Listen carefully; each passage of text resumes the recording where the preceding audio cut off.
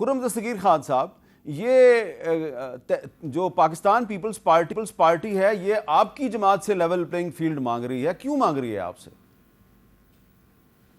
یہ تو اس کا جواب بہتر تو محترم بلاول بھٹو زرداری صاحب ہی دے سکتے ہیں کہ ان کے ذہن میں کیا خدشات ہیں۔ جو حقیقت یہ ہے کہ 16 ماہ کی حکومت کے دوران جو 15 جماعتوں کی ایک مشترکہ حکومت تھی، اس میں تمام جماعتوں میں ایک مثالی اتحاد اور اتفاق تھا تمام ایشوز کے بارے میں، یعنی آخری دن تک جب تک مشترکہ مفادات کونسل کا اجلاس بھی ہوا اس میں بھی متفقہ فیصلے ہوئے۔ تو لہٰذا وہ جو 16 ماہ کی حکومت تھی، 15 جماعتیں تھیں، ان سب کو اپنی ذمہ داری بھی قبول کرنی ہے۔ اب اگر ہم سب یہ کوشش کریں کہ ہم اس سے پیچھے ہٹ جائیں یا کسی اور کے اوپر وہ ذمہ داریاں یا مشکل فیصلے ڈال دیں تو یہ ممکن نہیں ہے، اور اگر ان کے ذہن میں کوئی ایسی بات ہے تو وہ کھل کر اس کا اظہار کریں، اور آپ نے کہا کہ الیکشن کمیشن سے کریں، مقتدرہ سے کریں اگر وہ کرنا چاہتے ہیں کہ وہ سمجھتے ہیں کہ کوئی ایسا ایشو ہے، کیونکہ اگر ہمیں آگے بڑھنا ہے تو ہمیں پاکستان کے جو معاملات ہیں وہ آپ نے ذکر کیا کہ یہ بیانیہ نیا بن رہا ہے، یہ بیانیہ نہیں ہے، یہ تشخیص ہے کہ پاکستان کو کی سیاست کو اور جمہوریت کو اور آئین کو اور حاکمیت کو جو مرض لاحق ہیں وہ کون کون سے ہیں، صرف ایک نہیں ہے، لیکن اس کی تشخیص کرنا اور اس کو عوام کے سامنے رکھنا، کیونکہ الیکشن کی جو مہم ہے اصل میں تو وہ پاکستان کے عوام کے ساتھ ایک مکالمہ ہے کہ آپ نے ان کو جا کے بتانا ہے کہ اگر آج ہمیں مشکلات ہیں وہ کس وجہ سے ہیں اور کیا ہمارے پاس اس کا کوئی حل ہے یا نہیں۔ اچھا، اب شعیب شہین صاحب ذرا سنیں نواز شریف صاحب نے گفتگو کیا کی ہے لندن میں۔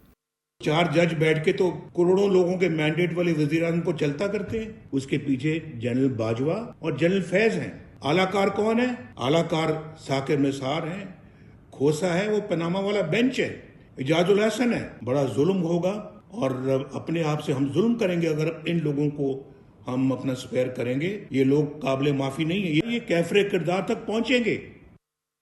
اچھا، اب شعیب شہین صاحب، آپ کی جماعت جو ہے وہ جنرل باجوہ کا نام تو لیتی ہے لیکن جنرل فیض کا نام نہیں لیتی، اور باقی جو جج صاحبان ہیں ان کے نام نہیں لیتی۔ آپ کو لگتا ہے کہ اب نواز شریف صاحب پاکستان واپسی سے پہلے اسی قسم کا بیانیہ بنانے کی کوشش کریں گے جیسا بیانیہ اب تحریک انصاف کا ہے؟ میرا خیال ہے یہ لوگوں کی آنکھوں میں دھول جھونکنے کے مترادف ہے۔ یہ جو 16 مہینے انہوں نے ڈرامے کیے ہیں، شہباز شریف جاتے جاتے وہ جو آخری پل تھا اس کا افتتاح کرتے ہوئے کہتے ہیں کہ یہ جی جناب چیف آف آرمی اسٹاف کی مہربانی سے یہ پل بھی میں بنانے کے قابل ہوا ہوں۔ یہ تو ان کی چاپلوسی کی آخری حدوں کو جو چھونے والا تھا، ان کا سگا بھائی نہیں تھا، ان کے آنے کا کس نے اناؤنسمنٹ کیا؟ شہباز شریف نے نہیں کہا کہ جناب میرے بڑے بھائی اور قائد پی ایم ایل این آ رہے ہیں، اور کون نہیں جانتا کہ شہباز شریف ان کی اجازت کے بغیر کر سکتا تھا پرائم منسٹرشپ؟ اچھا، ان کا جو پسندیدہ ترین آدمی اسحاق ڈار کس کا تھا؟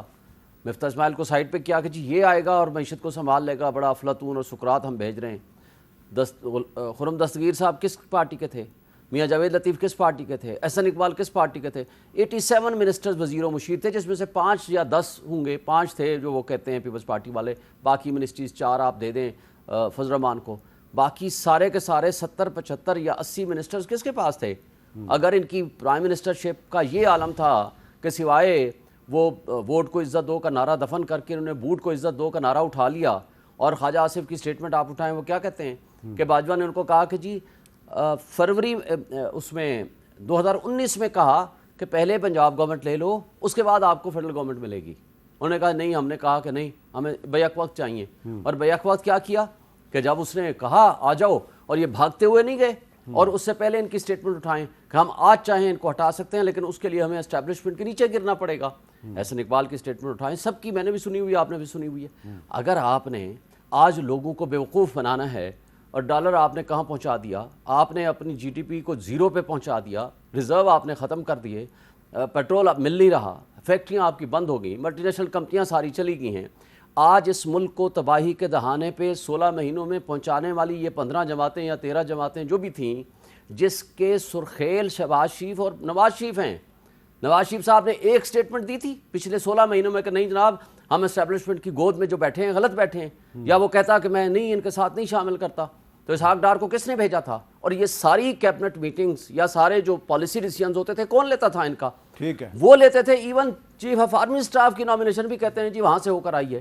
تو بات یہ ہے کہ آج آپ لوگوں کو بیوقوف سمجھتے ہیں کہ لوگوں کو یہ سمجھتے ہیں کہ میں وہ بیانیہ ڈیولپ کر دوں گا یا اس طرح کی گفتگو اور بات کر لوں گا اور لوگ کہیں گے واہ واہ بھائی بڑا اچھا ہو گیا, اور لوگوں کو بیوقوف بنا کے آپ ووٹ لے لیں گے.